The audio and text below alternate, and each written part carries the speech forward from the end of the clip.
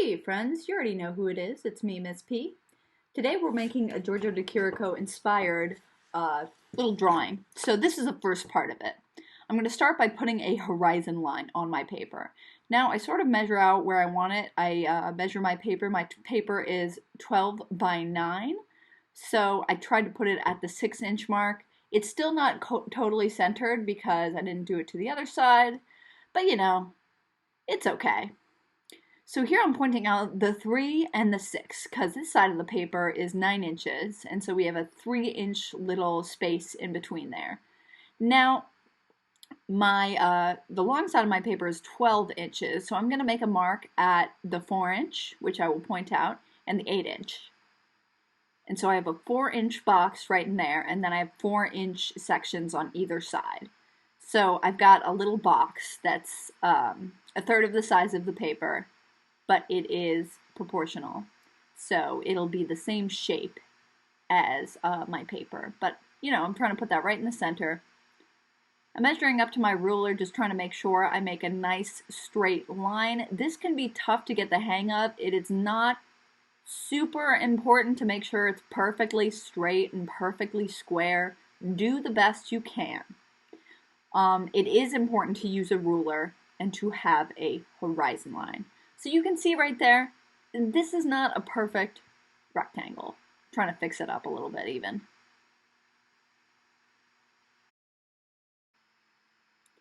Okay, so now I'm lining up the vanishing point and the corner of my rectangle, and I'm drawing a line to the edge of the paper with my ruler. I do that again, vanishing point, corner of rectangle, line. Same thing 4 times over. I've got that all done, and so now I have a shape that it's like we're looking into a room. I'm going to add some windows on the side here, so I'm still using my vanishing point. And this is when it becomes clear to me that my vanishing point is not perfectly centered. I left this part of the video in because I feel like it gives you a good example of how it's not going to look exactly the same if you don't put the vanishing point exactly in the center, meaning these two boxes on the side are not going to look exactly the same. See, one's a lot taller than the other, but that is okay. I end up moving my vanishing point, you can see right there, fixing up those lines just because I did not like how it looked. You can always do that and slightly adjust your vanishing point, and it'll be fine. It's really up to you. But if you're not that worried about the windows on either side being perfect, then you're fine. I'm using this tape to trace out the top of the circle because I'm going to have a door that has a rounded top, then using a ruler to, make the other parts of my door. You can do rounded tops on the side windows. You don't have to. All right, this is just like a walk in the aquarium. We're throwing some checkers on the floor. Easy peasy. I would like you to do this. That is one of my requirements for this project. I end up writing them all down, so you'll get an idea of what my requirements are. Now, in just a second, I am going to get a Sharpie or a black marker, and I am going to use my ruler to do those lines again. Now, I'm sort of redoing the lines from a new vanishing point that is more centered on my paper. So everything is a little bit more even. This marker is a little bit dry. It's drying out a little bit, so it wasn't the greatest look. But you can see I'm always going from my vanishing point. I never abandon my vanishing point when I'm making these lines.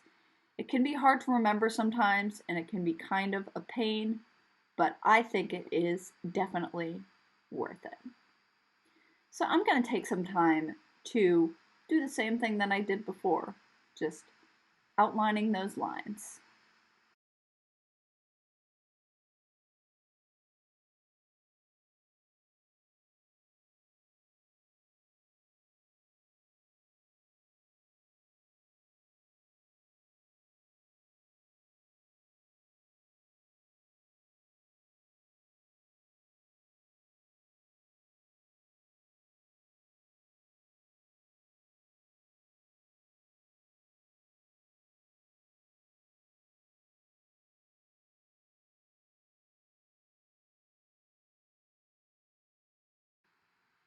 Okay, so now I'm just getting rid of my pencil lines just so they don't make a huge mess with my paper. I'm going to take some time to show you all the parts we are going to cut out. I'm writing cutout on them so I don't end up coloring them by accident. What we're actually going to do is we're going to cut out those pieces. I'll show you how to do it next video. And then we are going to put a black piece of construction paper in the background of this. We'll make a little space scene on that black piece of construction paper after we cut everything out. And it will look pretty cool, I think. So here's my mini rubric that I'm making for you. I have a couple of points that I want you to hit, meaning I want you to do these things for this project. That's what would make me the happiest. So the things that would make me the happiest are, well, I guess I'll show you in just a second. I'm covering it up with my hands. One point is draw from the vanishing point. I wrote the horizon line. I mean, draw from the vanishing point. I don't know why I wrote that. Another point is to use a ruler. I'd like you to have a checkered floor, and I'd like you to use fun colors. So that's 1, 2, 3, 4. Use a ruler, number 1. Number 2, draw from the vanishing point. Number 3, do a checkered floor. Number 4, color it in with wacky colors. So I'm starting to color in the parts here that are going to end up being colored for this piece. And then after I get them all colored in, you will be done for this week. Then just submit a nice picture of your colored in piece and you'll be done. And next week, we will finish it out with that black piece of construction paper.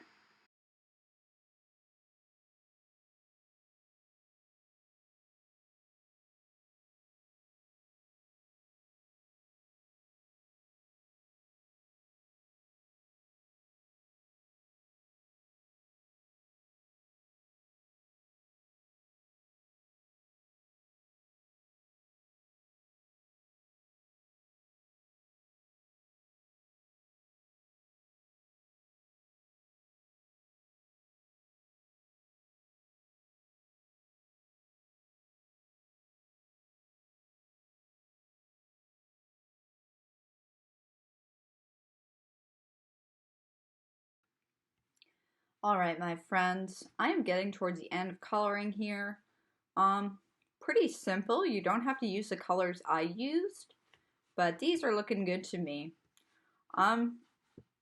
Send me a picture when you're finished with this project, and I'm looking forward to seeing them. Thanks, everybody. Bye-bye.